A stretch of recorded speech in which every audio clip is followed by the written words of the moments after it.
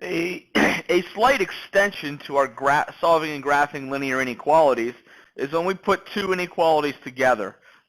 These are called compound inequalities. We'll have two different types. One we consider AND inequalities, where it must satisfy both inequalities that are put together, and the other are called OR inequalities, which must only solve one of the two inequalities that you will see. An AND inequality looks something along the lines of the following. Press the right button would help. So negative 4 is less than x is less than or equal to 5. That's a compound inequality that is AND. What this is saying is that x has to be between negative 4 and negative 5.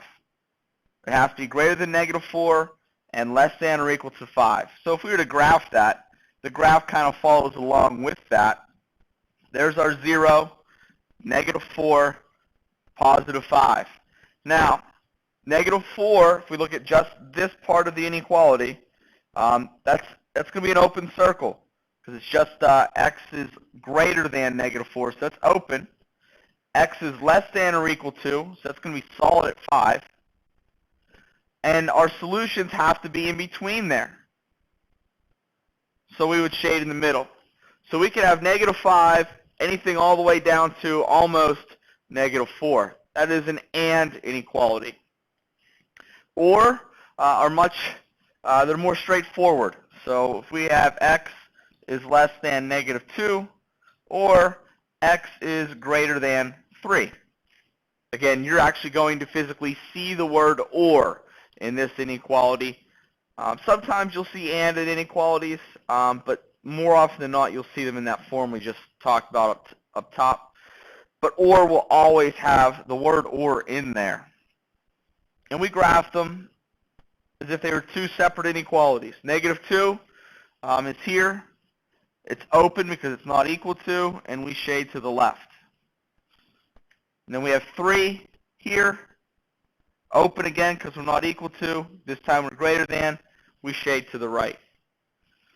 So again, those are your basics for compound inequalities of what they are, what they look like. So if we look here, we're asked to solve and graph this inequality. First off, it's AND. It's an AND inequality because we have numbers on both ends and an expression in the middle. When we do these,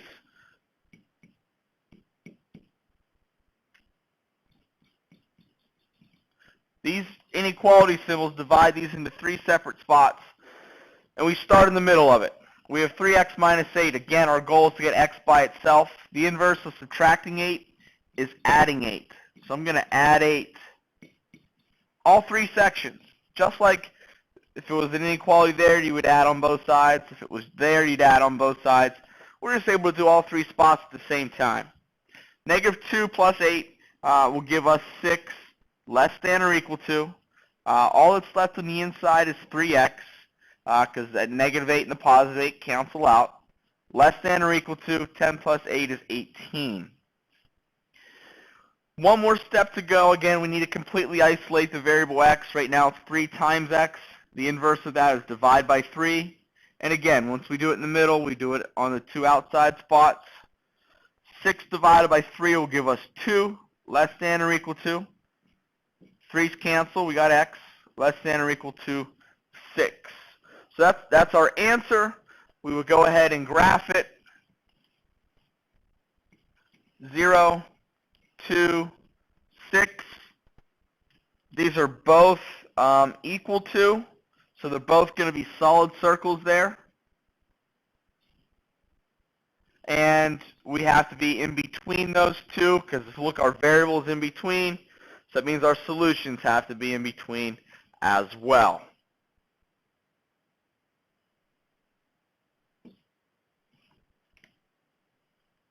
And an OR example here.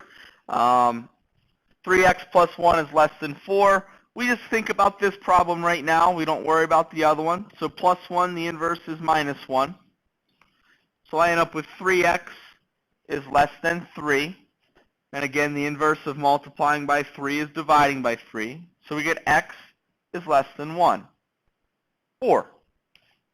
Okay? Completely separate. We solve them completely separate there. Now we look at the one on the right.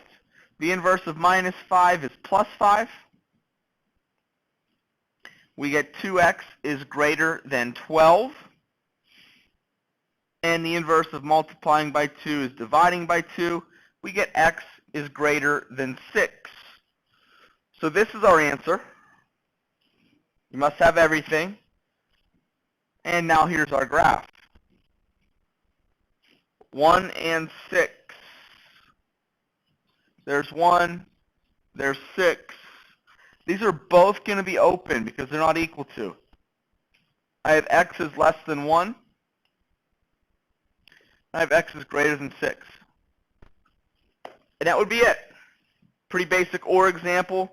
That's how you'll see a lot of these OR problems.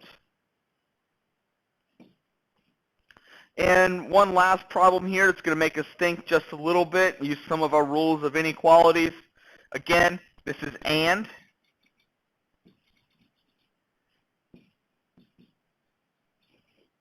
It's an AND inequality. And again, we started on the inside. We need to get this variable by itself. The inverse of minus 2 is plus 2.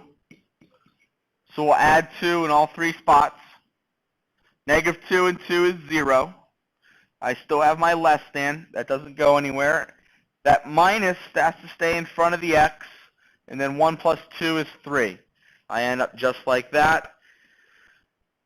Now, x is not completely by itself yet. It is has a negative in front of it. So I need to divide by negative 1. 0 divided by negative 1 remains 0, but since I divided both sides here by a negative, I have to switch my inequality symbol. I get x. Then 3 divided by negative 1, we're again switching our inequality symbol, and we get negative 3.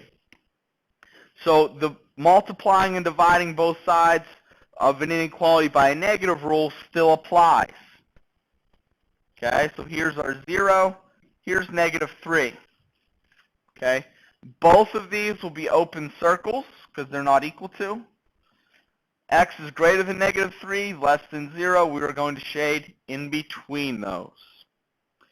Those are pretty much the basic examples that you're going to see. Now you just have to get more comfortable with working with the inequalities, and we'll continue to do that in class tomorrow.